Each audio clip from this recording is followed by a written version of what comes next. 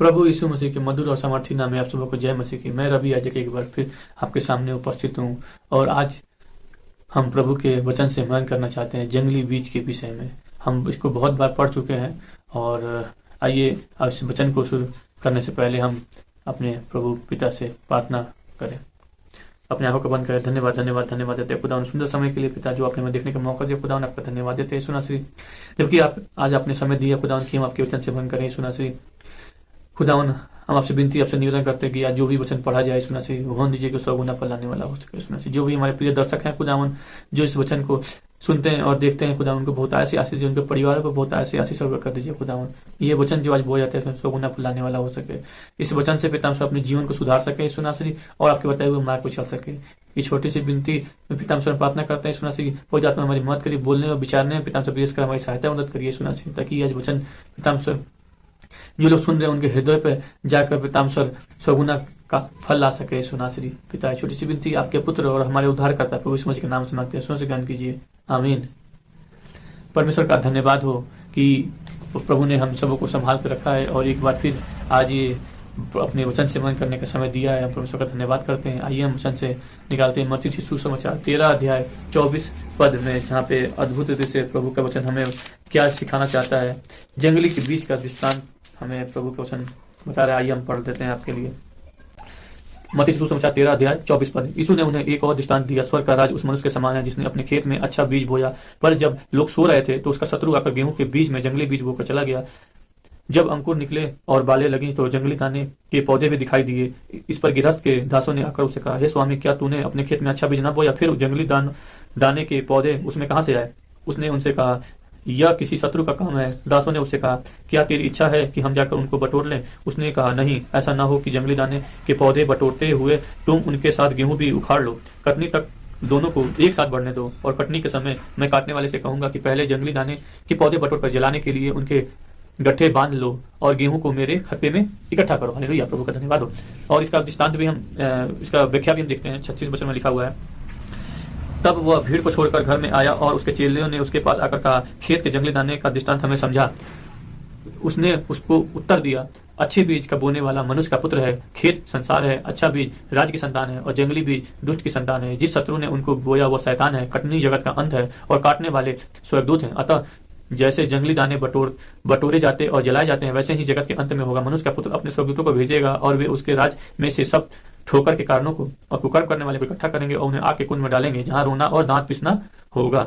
और उस समय धर्मी अपने पिता के राज्य में सूर्य के समान चमकेंगे। हालेलुया, प्रभु का धन्यवाद हो। यहाँ पर प्रभु ने हमें अद्भुत से ये वचन बताया है और प्रभु का वचन यहाँ पे अद्भुत रीति से कह रहा है कि एक जो गिरस्थ था वो क्या था, एक खेत में बीज बोने के लिए आया और अपने दासों को ले गया कि बीज बोए। और जब बीज बो के आ गया तो वो सो गया और जो दुष्ट जो यहाँ पर अद्भुत जो शत्रु जो था आकर गेहूं में जंगली बीज डाल दिया। और जंगली बीज डालने के बाद जब पेड़ बड़े हुए, जब उसे फसल दिखाई दी, तो जो दास थे उसके वो गिरहस्थ से आके बोले, स्वामी से आके बोले कि स्वामी, क्या तुमने अच्छी बीज नहीं बोई? तो स्वामी ने कहा, मैं तो अच्छी बीज बोया हूं, लेकिन उन्होंने कहा कि इसमें जंगली बीज के पौधे दिखाई दे रहे हैं। तो उन्होंने फिर जाके स्वामी से बोला कि क्या आपकी इच्छा है कि हम जाके उस पेड़ को उखाड़ दें? स्वामी ने क्या किया, खेत के स्वामी ने मना कर दिया, नहीं, ऐसा नहीं करो।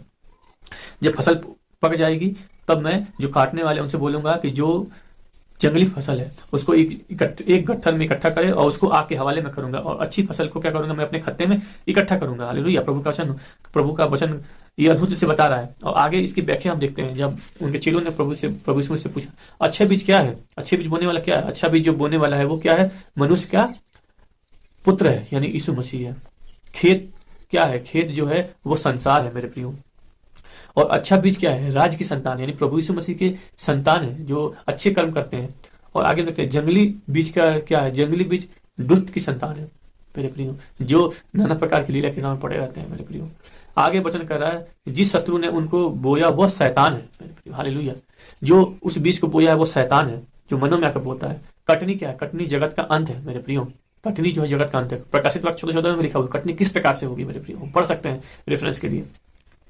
और काटने वाले स्वर्गदूत हैं। हालेलुया, अतः जैसे जंगली दाने बटोरते जाते और जलाए जाते हैं, वैसे ही जगत के अंत में होगा। प्रभु ने आज खोल के बता दिया जगत के अंत में क्या होगा। मनुष्य का पुत्र अपने स्वर्गदूतों को भेजेगा, मनुष्य का पुत्र यीशु मसीह अपने स्वर्गदूतों को भेजेगा और वे उसके राज में से सब ठोकर के कारणों और कुकर्मों को क्या करेंगे, इकट्ठा करेंगे और उन्हें आग के कुंड में डालेंगे। हालेलुया, प्रभु का धन्यवाद हो। यहाँ पर जहाँ क्या होगा, रोना और दांत पीसना होगा मेरे प्रियो, और उस समय धर्मी अपने पिता के राज्य में सूर्य के समान चमकेंगे। हालेलुया, परमेश्वर का धन्यवाद हो। परमेश्वर ने इस वचन को ज्ञानियों और बुद्धिमानों से बचा के रखा है। हम मत्ती सुसमाचार 11 अध्याय 25 में पढ़ चुके हैं। हालेलुया, यहाँ पे अद्भुत रूप से लिखा हुआ है कि इन बातों को ज्ञानियों और समझदारों से छिपाकर बालकों को प्रकट किया गया। हालेलुया, जो मन के नम्र है, मन के दीन है, जल्दी से स्वीकार कर लेते हैं प्रभु के वचन को, उन पर ये चीजें प्रकट की गई है मेरे प्रियो। ये बुद्धिमानों समझदारों प्रकट नहीं की गई है मेरे प्रियो। प्रभु का वचन अद्भुत रूप से कह रहा है कि हमें किस प्रकार से बनना है, हमें अच्छा बीज बनना है या हमें बुरा बीज बनना है, कैसे फसल बनना है।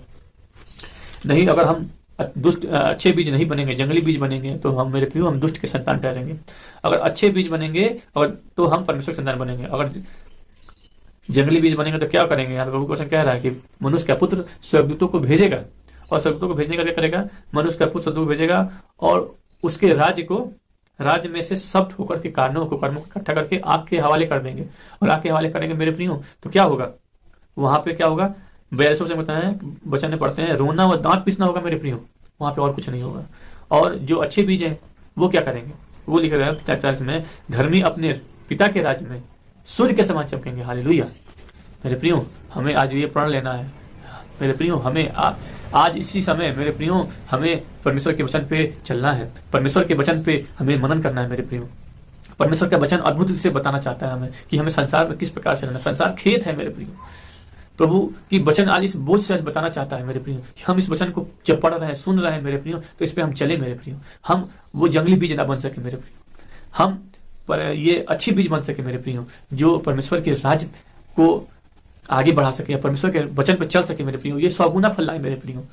नहीं तो क्या होगा, हम परमेश्वर जब स्वर्गदूतों को भेजेगा मेरे प्रियो, तो स्वर्गदूत क्या करेंगे, कुकर्म ठोकर करने वाले लोगों को इकट्ठा करेंगे और उन्हें आग के हवाले कर देंगे। और क्या करेंगे, जहाँ पे रोना और दांत पिसना केवल होगा।